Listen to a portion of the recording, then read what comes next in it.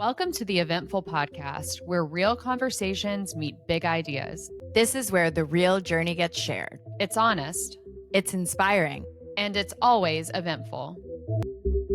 Welcome back to the Eventful podcast. This is our first episode of season 2. We are thrilled to be back at it, and we have an amazing lineup of guests for this season, which we're so excited about. A different conversation, an interesting person we're interviewing every week. However, we always kick off the season with a solo episode. Meredith, are you excited about season 2? And we're obviously not together, so maybe we say a little bit about where we're recording from. Yeah, I'm super excited. A lot of people have been asking us when season 2 would launch. I know it's been a long time coming. We had a bit of a busy fall and winter. Jess and I were just in Europe for a month doing various events, but now we're safely back home. I'm in LA with my dog. Jess, you want to say where you are? Yeah. So since our last season, I moved to Florida. So I split my time between New York and Florida right now. But as you can tell, I'm not in New York. Meredith being in California, me being in Florida, we decided to dodge the cold this winter. So we're calling in virtually. I'm super excited for this convo, Mare. In our first season, we talked a lot about how we started our business, which was almost 7 years ago when we started, the trials and tribulations that we went through, some of the wins that we went through. And I think this conversation that we're having today is really going to revolve around the evolution that we've had. We're going to talk a little bit about what changed, what broke in the process, what worked, sort of the transformation that we have had as people and that our business has had over the past 7 years, which I'm excited to chat with you about. Sometimes I don't even know how you're going to answer questions that we get into. So I'm pumped. All right, Jess. So I would like to know, if you think back to this time last year, what feels completely different right now? Oh man, where do I start? Well, I would say let's start with good things. Mainly good things are what immediately come to mind. So the first thing is the elephant in the room is that this time last year we were talking about creating a podcast. And here we are recording the first episode of our second season. So that's definitely a pinch me moment. The first season was sort of a practice run. And so we were just testing it out. And we ended up having a lot of listeners and people, I think, learned a lot about us. We learned so much from all of our guests. So I would say that definitely is what comes to mind first as different from last year. I'd say otherwise in the business, what comes to mind for me is that our team is much bigger now than it was this time last year. Our client roster is bigger and our event calendar is much busier. And so we're obviously very grateful for that. It comes with a lot, and it's a lot went into that over the past year, which I think we'll probably get into in a little bit. But those are the first two things that come to mind for me. How about you? I would say I'll touch a little bit on the business and where we were last year versus this year. That's honestly surprised me. We have gone to so many new places in the past year and continue to in 2026. It's, to me, looking back, I always look back at the calendar of events year over year and how expansive we've become and how expansive our clients have become in terms of where they're requesting to do events. I find that pretty fascinating and a little bit unpredictable. Some of the places that we have been to since we last spoke or what we're doing this year, we've gone to Prague, we've gone to Banff, we're going to Sao Paulo, we've gone to Rome a few times. That's just to name a few. I'm potentially going to Shanghai later this summer. And it's just not always the same predictable places anymore.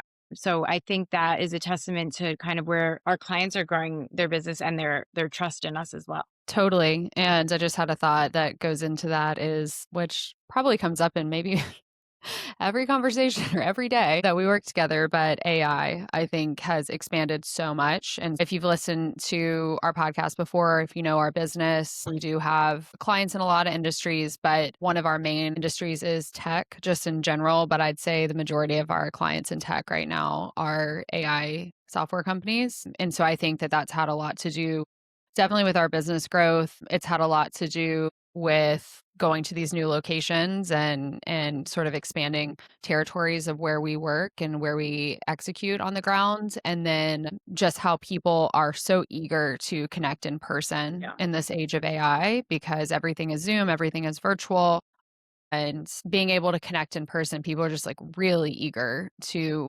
meet, to network, to learn about their customers, their prospects, their own team members, not through a screen and not through chatting with an agent or an LLM. I think that's also why we've seen some growth for sure. It's an interesting topic. Yeah, and AI, just to your point, is growing at such a rapid pace for everyone that I think people are trying to keep up with it. So they're wanting to do more events in that space, connect with people. But to your point, it can't really replace the human connection. So we're just seeing that more and more. Over the years, we've planned more than 1,000 events around the world, which means we've spent a lot of time inside incredible hotel properties. From remote ranches to historic estates to urban icons, we've seen firsthand what makes a venue truly work for groups. In each episode of this season, we're highlighting one property that we love or that has seriously impressed us. Today's property spotlight is the Loren at Pink Beach Club in Bermuda. Modern design, dramatic ocean views, and a true sense of escape make this a standout for incentive trips and intimate global meetings. Experiences here feel restorative and inspiring at the same time. We're holding an event here for a client in June, and we truly cannot wait. All right, now let's jump back in. Let's get a little bit personal because I think our solo episodes from last season, what we see are those are the most listened to. They have the highest engagement and people reference those the most. And I think it's because, Mare, we talk a lot about our founder journey. We talk a lot about the trials and tribulations of our business, and we talk about our own relationship with each other. I would love to hear, moving into a more personal approach, where do you think we've evolved the most as founders in the past year? I want to know your answer to this. I'm very interested to hear what you have to say. So I think when we recorded last year, we've changed something, and I know you're going to know what I'm about to say, but we started working with a co founder coach who specifically works with co founders. Shout out to Nathan. It's very important for those listening, or maybe people that have had co founder relationships before. You're basically in a marriage and you know this person, or you're working with this person, you're with this person more than you might even be with anyone else. And no two people are alike, right? We all have different communication styles. We have different ways of thinking. And we touched upon it in the first season. But what has made us be great co founders is the fact that we have different skill sets and we complement each other. Of course, there's some things that we are alike on, but there's many things that we aren't. And that's what makes us really strong at what we do. You never want to be so similar to someone because you're going to be missing such a gap in what you could be doing. So I would say, just to go back to that, we kind of hit a crossroad last summer where we wanted to continue to grow our relationship as well as our business. And we had done coaching before, but it was more about coaching on the business and how to scale and grow the business, do sales, all of that, which was fantastic. But I noticed 6 years into our business, and I know you did too, Jess, I don't like to speak on behalf, but we kind of looked at each other and we said, at this point, we want to work on our relationship. And I don't mean that in a negative way, but just how we can grow together, because that will inevitably help our business. And to me, that has been a huge change in our relationship. And also, I believe, how we lead our business, because we understand each other so much better now and at a deeper level in terms of each other's working style, in terms of each other's communication style. I think we did the best that we could, and we never really knew that that was an area to expand, to be honest with you. But that has been such a big change. And definitely since we've had last season, that's when we've really done all of this work. And it's helped tremendously, in my opinion. I agree. I mean, I think it's been just absolutely instrumental in our growth as a business in general, but also to your point, our relationship and learning about each other. We go into this a lot in the first season in our solo episodes, but just want to note again, there's so much that happens, even just in a year of a business. We had a call with him before we recorded this, and we were talking about how much we've grown and the things that we've been through separately and together, even in the past year, even just getting older. There's so much that you learn. In a lot of ways, having a business partner is like being in a marriage. I mean, you share a bank account, you share a company, you share a trajectory, you share your hopes and dreams, hopefully, if you're aligned for the business, and you share a team together. So there's so much communication that has to be done. It's not a negative thing. I actually think it was a positive thing in our relationship because I think we kind of hit a wall in our communication where it was like, all right, this is as far as we're going to get communicating with each other without having somebody who can push the conversation in a different way or push the conversation to just extrapolate more information or go in different directions. Not that we were having conflict, but we needed a mediator. And we needed, in the same way, he's not a therapist, but he is sort of like a therapist for us, where he asked questions that wouldn't naturally come up for me to ask you, or he asked me questions that I really haven't even ever thought about. And so my personal growth through having him chat with us on a weekly, bi-weekly basis, and then our relationship growth because we have brought him in to just help push us a little bit past our boundaries with each other, past our own boundaries with ourselves and our business, past the boundaries that we thought even existed, has been really just monumental. If you're listening, Nathan, this is the best review we could possibly ever give you publicly. So yeah, it's been amazing and I highly recommend it. I think you don't need a coach when you first start out because you got to figure out your business. You got to figure out what you want to do, what works, what doesn't, how you're going to make money, all of that. But when you get to a certain stage, when you've pushed it as far as you can, whether it's a co-founder relationship, whether it's your own mentality, maybe you're a solo founder, just to push you past your boundaries and ask you the right questions is so important. So, kind of to piggyback off of what we were just talking about with the coaching, Jess, curious to see what decisions do we make now that we would have struggled with a year ago? Where do I start?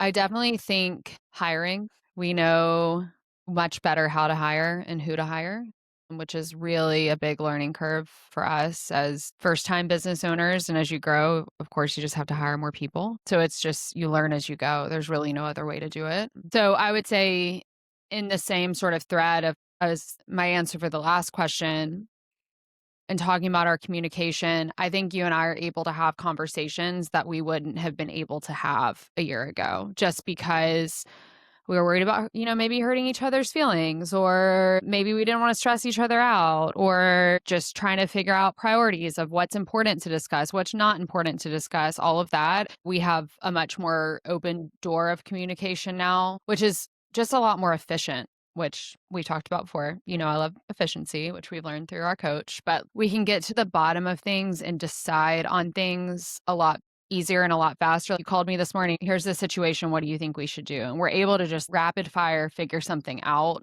very easily, which even something like that happened this morning a year ago, we would have had some pause and weighed the decisions back and forth and all of that. We're just faster. We're faster in communicating. There are a lot of barriers maybe that have just dropped in our business and drops between us probably through our relationship and the way that we've grown over the past year. And I think that just bodes for a better workflow, happier work life, and just a more efficient team and a more successful business overall. Another one on a personal note, what I want to hear from you, Meredith, is what do you think we've become less emotional about that used to consume us? So, man, oh man, where do we start? Even thinking back almost 7 years ago when we started our business, what we would be emotional about then, and also a year ago, what we would be emotional about now that really doesn't affect us anymore. So many things. I think when I look back at the business 6.5, 7 years ago when we started, a lot was on the line because of the state of the world, right? With COVID and everything. But we would get so offended if a deal didn't come through. And we would almost take it personally, right? Do you remember those days? It would be like, Man, yeah, we would lose Soul sleep. crushing. And it's like nowadays, well, we definitely don't lose sleep over it, but it's just on to the next. You don't win everything. And that's something that I feel like we never lose sleep over. I mean, I, of course, agree with you. And it kind of ties into what I was saying on the previous answer of we just keep it moving. And it's really hard to learn because your business is your baby and it's blood, sweat, and tears. And it's a huge part of our lives. And it's really hard not to take things personally when they don't work out exactly how you want them to. And I think that goes also with we work with a lot of different personalities, a lot of different clients. And even Maraz, we just did a big hiring spree and trying to ramp people up. And you can know how to plan any event. You can be great under pressure. You can be totally organized and a very hard worker. But I think in what we do is you have to be able to jive with different personalities. Mhm. And that's not really something that can be taught. And it's not something that can be taught to not take something personally. You have to have a thick skin. We'll suggest some things on calls. And the majority of the time, people like our suggestions and they agree with it. And sometimes they don't. And that's okay. Same thing as you're saying about closing deals or losing deals. You just got to keep it moving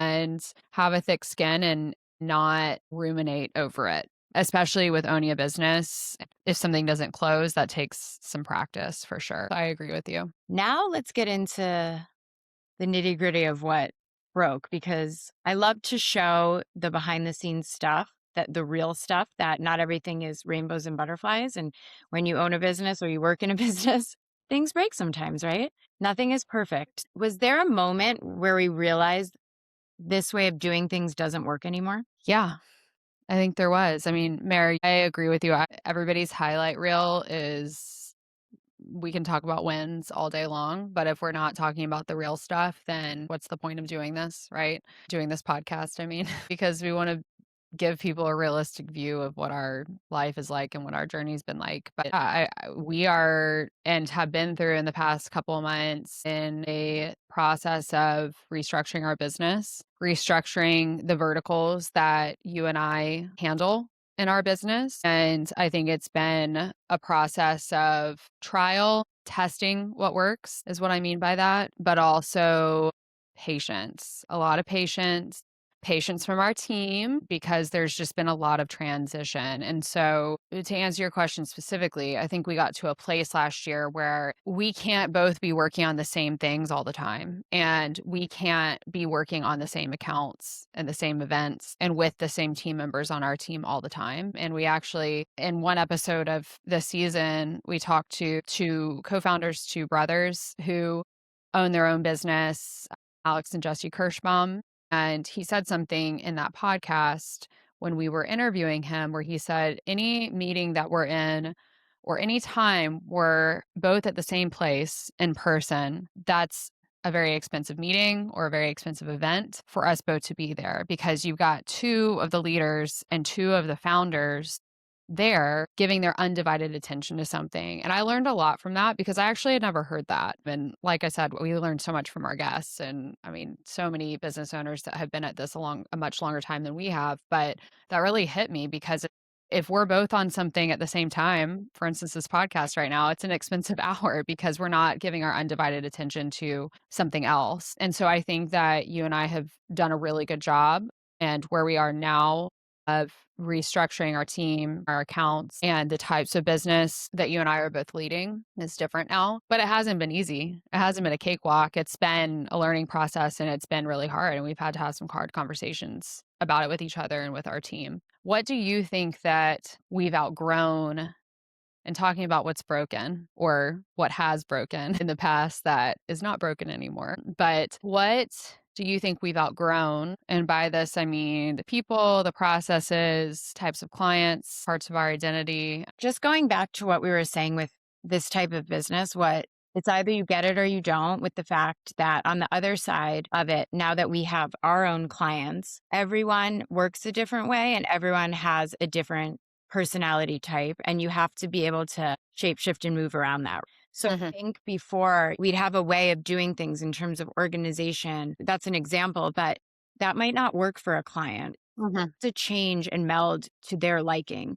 And something that I can go a little bit deeper on, and hopefully it won't bore people, is when Jess was mentioning how we've kind of built out different sides of the business. I handle a lot of the retainer business, and that's where we act as like their events team. And all of our clients have different structures that they work on, different project management tools. Mhm. And our team, and a testament to them, because I know it's really hard, have had to learn so many different project management tools to assist our clients. And they're very grateful. And the feedback we've gotten is they appreciate us integrating and learning that. On our back end, we have our own project management where we use Asana. But I think going in and just telling people this is the way you have to do it isn't really working. And that doesn't Mhm. work. I'm not saying we always did that.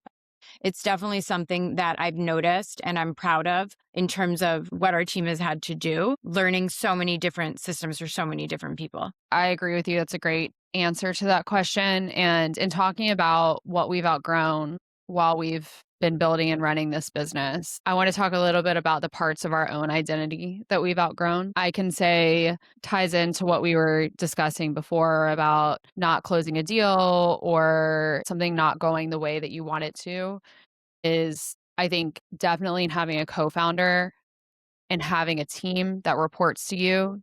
And then in working with different clients, you definitely have to let your pride go. You have to let your pride go out the door. And I say that because we're working with so many different people across the board every day. A micro example of this is we just did an event in Madrid for 800 people. That was a week-long event. We're working with probably 15 stakeholders across the client company, not including all of the executives and speakers that we're working with and in touch with on site and reporting to.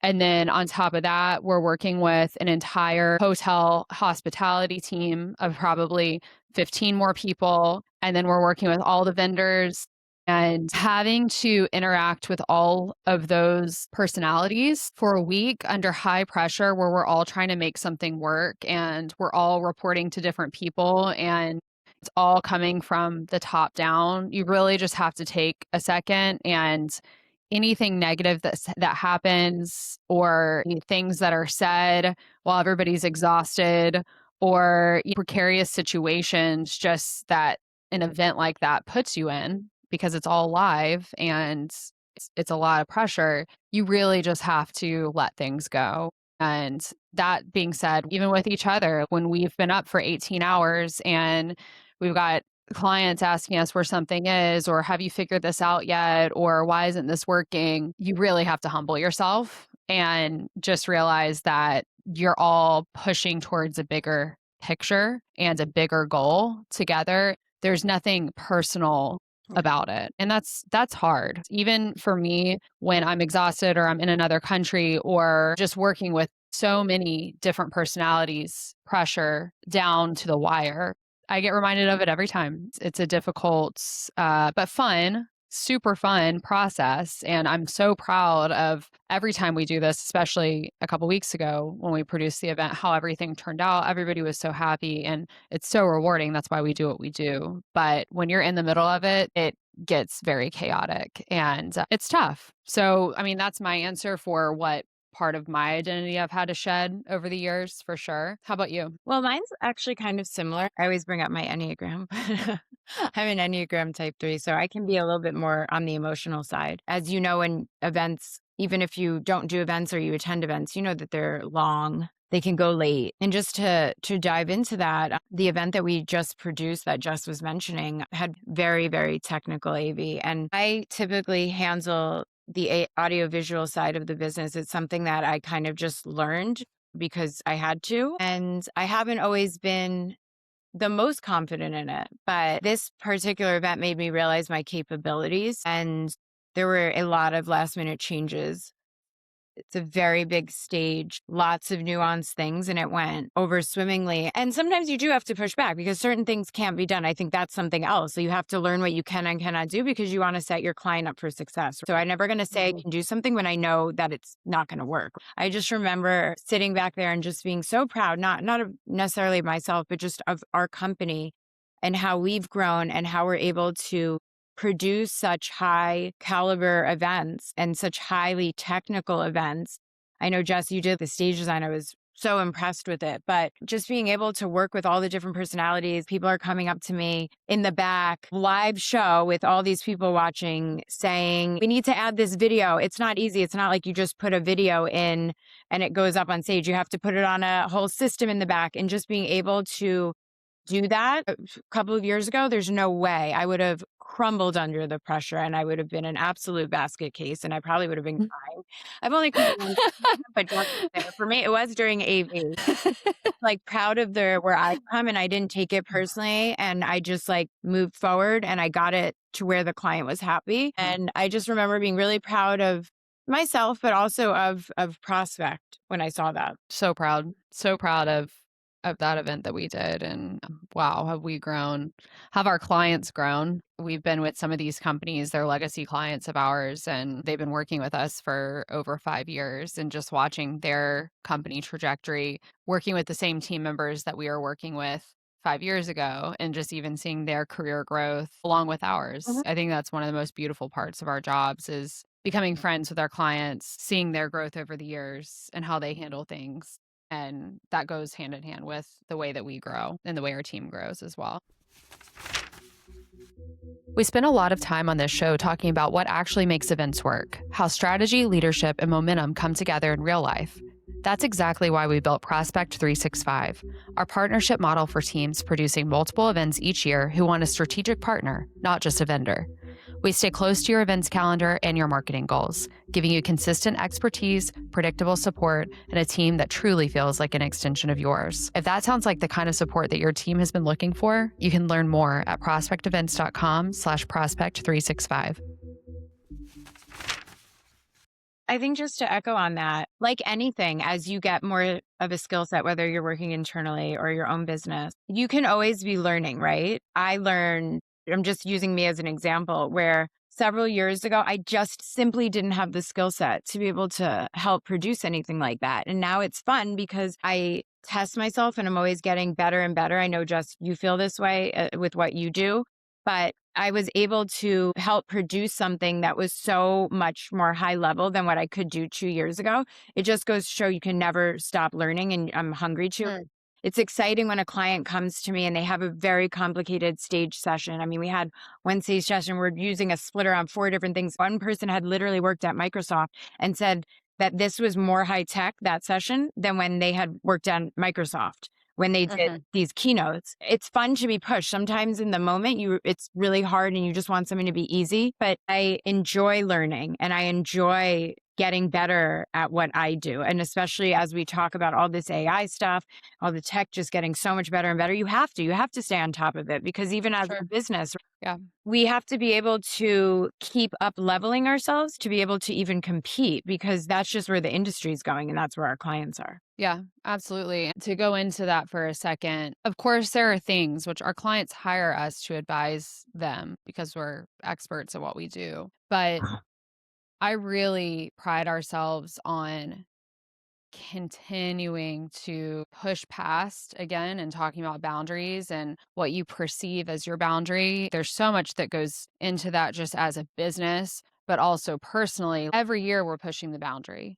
Every year we're growing. And of course, there are things that are off limits that we know are not possible. For instance, if a client wants to do a $5 million event and they have a $500,000 budget, right? And so I say that because, yeah, sometimes the answer is no. And it has to be that way just because we know what's possible and we know what's not possible. But I'm really proud of us and our team for constantly pushing ourselves and constantly pushing the boundaries on what we know to be possible. And I think there's a lot of companies that are like ours where when we say yes to a lot of things or let me look into it or let me figure it out for you for our clients, their answer would just be no automatically. But we're really flexible with our clients, and that's why we've had the growth that we've had, is because we're really always willing to figure it out with them and figure out how to produce what they want and how to push boundaries so that they can check the boxes that are coming from the top down. Because I know we feel pressure from our clients, but our clients feel pressure from the people who they're reporting to. So when you look at it that way, like we're all a team together with our clients, it's something that I'm really proud of, just being able to push past barriers and boundaries over the years. When we look at even that event as an example that we just did in Madrid, year over year, the way that it's looked, the way it's been produced, the way that our team has executed, every year we just get better.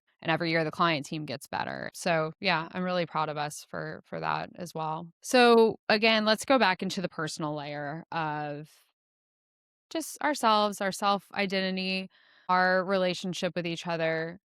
How would you say that your relationship to stress or pressure has changed over the years? This is something we've never talked about. So I'm interested to hear what you're going to say. I think I have two sides to me with stress and pressure. One is that I can tend to internalize it and you might not actually know. And the other is I'm outwardly very emotional about it. I think we've touched upon it in season one, but just my upbringing. I was raised by a single mom. She taught me how to be very self sufficient, which can be good and bad. I love you, mom, but I never really knew how to ask for help. So I kind of just do it myself and I'll internalize it and I take it all on myself. So that's one way. But then what will happen is it could end up blowing up in my face because you can only take on so much before you explode. Mm-hmm. I think Mm-hmm. now I've done a lot of work on myself and continue. And I think the coaching has helped where I try not to let things bubble anymore. Mm-hmm. Something that would typically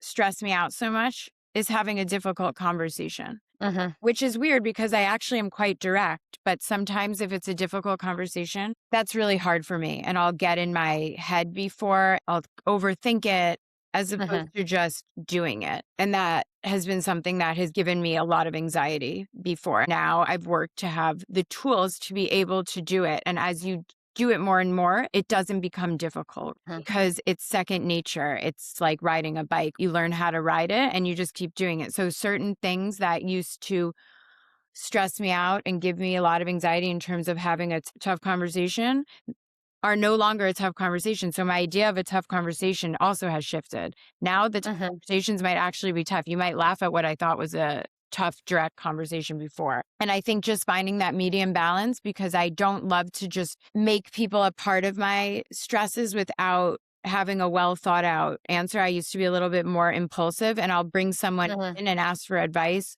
when I feel is needed. I'm not afraid to do that, but I do tend to try to figure things out myself. And sometimes that works in my favor and that's fine and I get it done. There's nothing wrong with asking for advice. And I think a lot of that stems from my childhood. And I just wasn't really given a forum to feel empowered to do that. And I don't think it's any blame on my parents. I think maybe they just didn't know that was a thing to do. Maybe they hadn't been taught that by their generation. And I think every generation gets better and better with these things. I can speak a little bit on that too for myself. I mean, first of all, yes, I agree with you that you have grown so much and it takes a village for personal growth. I know a lot has gone into that. And for me as well, I mean, as some of my friends know, and as you know, I attended the Hoffman process less than a year ago, actually. I think it was actually a year ago this week. And man, did that throw me for a loop personally and help me to heal some of the things that probably were glaringly obvious issues to people other than me before I went. But I think that doing that and doing that self work really helped me change my relationship with stress and pressure. I actually think I've done the opposite, where you have gotten better at having hard conversations or direct conversations and maybe not stressing as much about doing that. Whereas I used to be probably a little too direct. Probably I'm in talking about Enneagrams, I'm an Enneagram 8. And I just, as we've learned from our coach, value efficiency in my professional and personal life at all costs.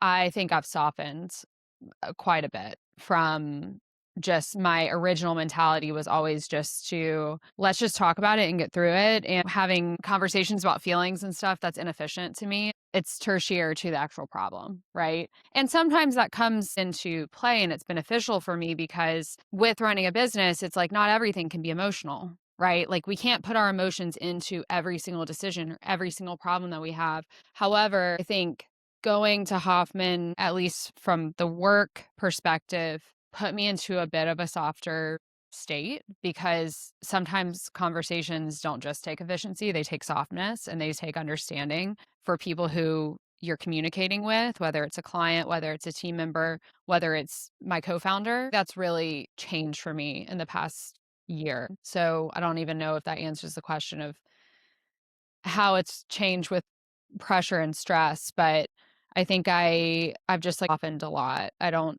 need to like have a conversation right now. And maybe that in this way, and let's do it as fast as we can and just get through it. I think that probably caused me a lot of stress, and it probably caused you a lot of stress too. Whereas now I'm able to approach it with a different lens because I've had that self growth, thankfully. Not that we're ever done. We all as humans have a ways to go in our self development. We talked a lot about how we change, what we left behind, how our relationship and our dynamic and some of the mentalities that we have in running our business have changed. But let's talk a little bit for this last part about forward energy and moving forward and talking about 2026. We're 3 months into the new year.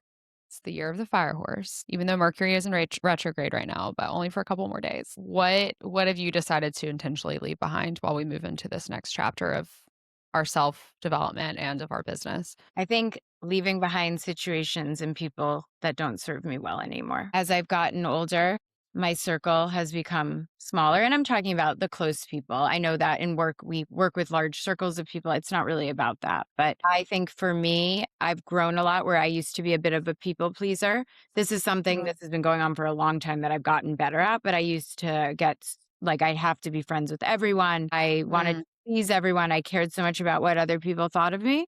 And honestly, I don't really anymore. Of course, I care about my reputation and how I am perceived in the world. I want to always be perceived as the person that I want. And people can misunderstand you. And there will always be that. But I truly am comfortable in my own skin and always working towards even being more comfortable. But I can get rid of things and people that situations and people that just no longer serve me well. I'd love to leave that behind.